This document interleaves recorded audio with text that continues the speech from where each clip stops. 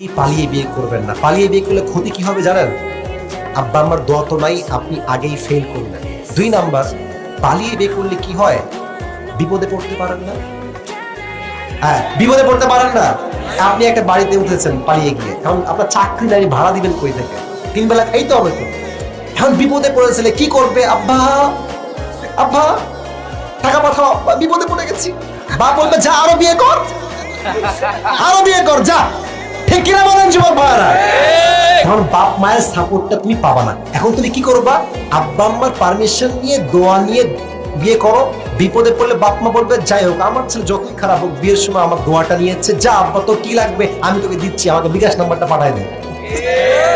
আব্বা আমার দোয়াও থাকবে, সাপোর্টও থাকবে। 3, পালিয়ে বিয়ে করলে সবচেয়ে বড় প্রবলেম হচ্ছে ভাই, মেয়ে মানুষের কিন্তু আবেগ একটু বেশি, রাগ করবেন না।